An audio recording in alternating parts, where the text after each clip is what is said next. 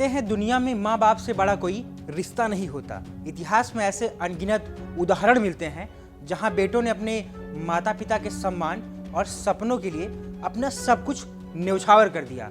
श्रवण कुमार ने अपने अंधे माता पिता की सेवा को ही जीवन का उद्देश्य बना लिया था। मर्यादा पुरुषोत्तम भगवान राम ने पिता के वचन की रक्षा के लिए राजपाट छोड़कर 14 वर्षों का वनवास स्वीकार कर लिया था। छत्रपति शिवाजी महाराज ने मां जीजाबाई के संस्कारों को अपना आदर्श बनाया और इतिहास रच दिया।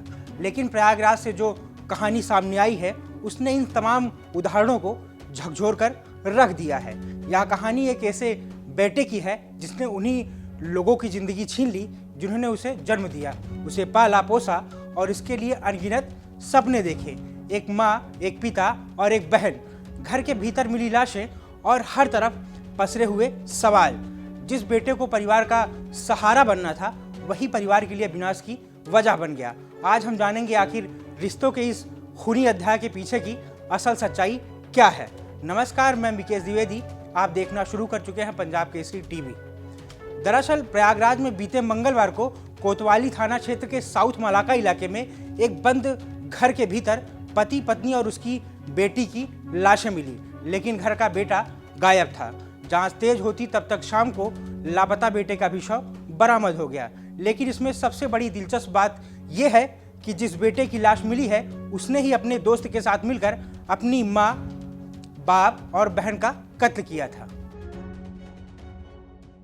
आर्थिक तंगी से परेशान मृतक बेटे अभिषेक ने ही सनी संग मिलकर लूट व हत्या की साजिश रची। सनी ने पूरे परिवार सहित अभिषेक को भी मार डाला। पुलिस ने लोहे का पाइप, 1000 रुपए और भारी मात्रा में सोने चांदी बरामद किए। 2 जून को मंजीत केशरवाणी ने सूचना दी कि उनके मामा वीरेंद्र वैश्य का घर पिछले 2 दिनों से बंद है और अंदर से बदबू आ रही है।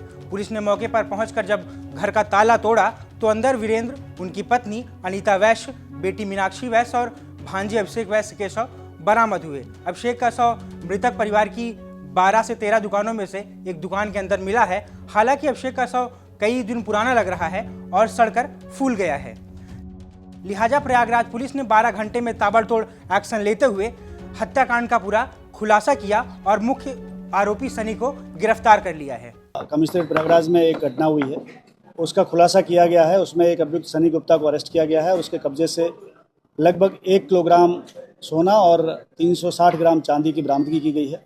और इसमें घटनाक्रम इस तरह से है कि इसका जो अभिषेक है, वीरेंद्र वैश्य और उसकी पत्नी अनीता और उसकी बेटी मीनाक्षी का एक घर में शव मिलता है और उसके आधार पर जो पता लगता है कि इसकी हत्या की गई है, उसके आधार पर पुलिस इसको इन्वेस्टिगेशन शुरू करती है।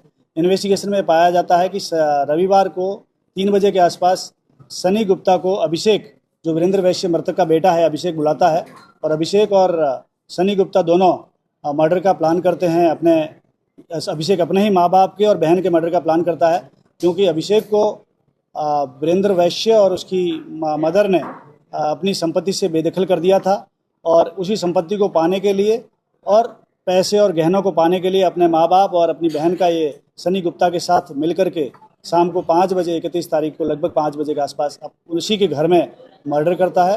और उसके बाद में जब ये बंटवारे के लिए नीचे अपनी दुकान में आते हैं तो दोनों में वाद विवाद होता है और सनी गुप्ता जो है अभिषेक का भी मर्डर कर देता है और पूरा सामान लेकर के अपनी दुकान, जो उसकी उसी कॉम्प्लेक्स में पास में दुकान है, उस दुकान में जो है वो रख देता है और उसकी बरामदगी 100% रिकवरी के साथ सनी गुप्ता की गिरफ्तारी की गई है। आपको बता दें कि पुलिस की पूछताछ में आरोपी सनी गुप्ता ने अपना जुर्म कबूल कर लिया है। उसने बताया कि अभिषेक वैश्य आर्थिक तंगी से जूझ रहा था और उसके पिता ने उसे संपत्ति से बेदखल कर दिया था।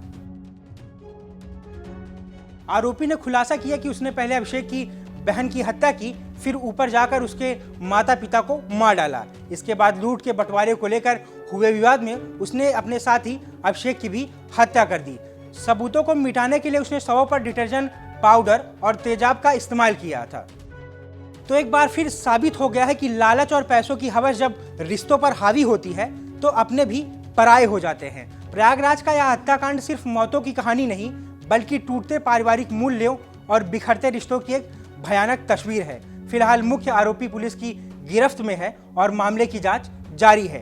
लेकिन इस वारदात ने समाज के सामने कई सवाल खड़े कर दिए हैं जिनके जवाब अभी भी तलाशने बाकी हैं। फिलहाल इस खबर में इतना ही। देश और दुनिया की तमाम बड़ी खबरों के लिए देखते रहिए पंजाब केसरी टीवी।